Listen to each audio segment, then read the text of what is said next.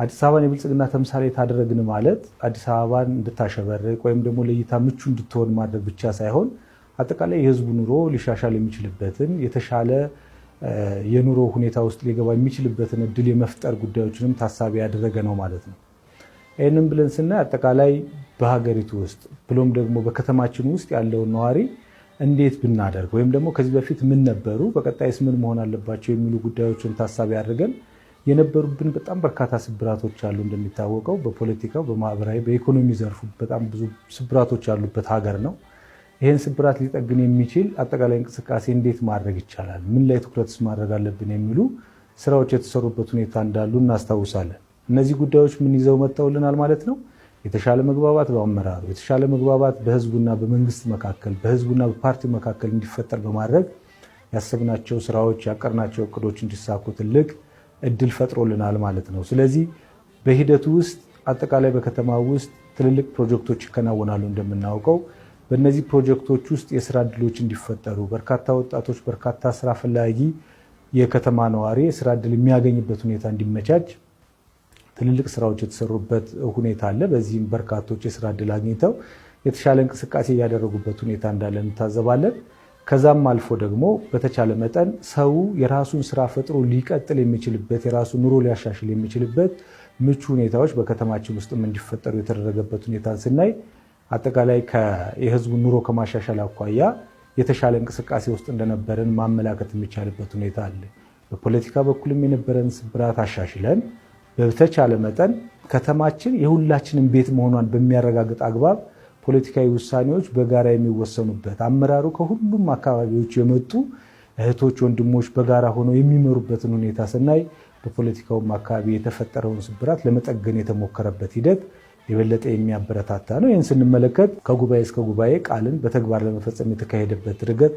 ከፖለቲካ አኳያ በጣም ትልቅ መሻሻል የመጣበት ከጤና እንቅስቃሴ አኳያ ያለውን ሁኔታ ብንመለከት በጤና ተቋማት አጠቃላይ የጤና እንቅስቃሴውን ከማዘመን የተሻለ የጤና አገልግሎት ለህብረተሰቡ ከማቅረብ ጀምሮ የተለያዩ የጤና ተቋማት ለህዝቡ በቅርብ ተደራሽ እንዲሆኑ ጠንካራ ስራዎች የተሰሩበት የመድኃኒት አቅርቦት ከጤና ተቋማት ውስጥ በማይገኝበት ሰዓት በከነማ ፋርማሲዎች ጭምር እንዲሰራጭ በማድረግ በኮንዶሚኒየሞች ግቢ ውስጥ ሳይቀር ማስፋፋት የተካሄደበትና በርካቶች ለመድኃኒት እጥረት እንዳይዳረጉ ጤና ተቋማት ውስጥ የጠፉ መድኃኒቶችን በተመጣጣኝ ዋጋ እንዲሁም በአካባቢያቸው እንዲያገኙ በማድረግ የተሰራው ስራ በጣም ጠንካራ ተብሎ ሊጠቀስ የሚችል ነገር ነው። በጣም በርካታ ቁጥር ያላቸው ትምህርት ቤቶች እንዲስፋፉ ሁሉም ለቅድመ መደበኛ ትምህርት ተደራሽ ሆነው የተሻለ ግንዛቤ እንዲያገኙ እየተደረገ ያለበት ሁኔታ፣ ከዛም ከፍ ሲሉ በመደበኛ ትምህርት ቤቶች ውስጥ የምገባ ስርዓት ከ800 ሺህ በላይ ለሚሆኑ ተማሪዎች የምገባ ስርዓት የተጀመረበትን እኒህንና ለትምህርት ጥራቱ ከፍተኛ ርብርብ እየተካሄደ ያለበት የቁሳቁስ አቅርቦት የትምህርት ቁሳቁስ አቅርቦትን በተሻለ ደረጃ በማቅረብ የተሻለ የትምህርት አቅርቦት ወይም የትምህርት ጥራትን የማሻሻል ስራ የተሰራ ያለበትን ሁኔታ ሁሉ ስንመለከተው የእውነት ለመናገር በትምህርት ረገድ በጣም ትልቅ መሻሻሎች እየመጡ እንደሆነ የምንረዳ ሁኔታ አለ ማለት ነው።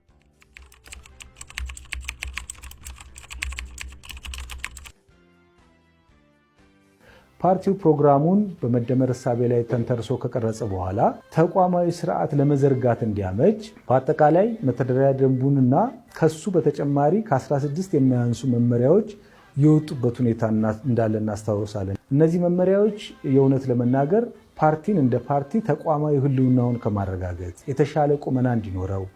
ለመንግስት ተቋማትም ተሞክሮ እንዲሆን ለተፎካካሪ ፓርቲዎችም አርአያ ሊሆን የሚያስችል ትልቅ ስራ የተሰራበት ሁኔታ እንዳለ መታዘብ እንችላለን። ይህን መሰረት አድርጎ ከዚህ በፊት እንደተለመደው በግለሰቦች ሀሳብ እንዲሁ ደራሽ በሆኑ ሀሳቦች በመጠለፍ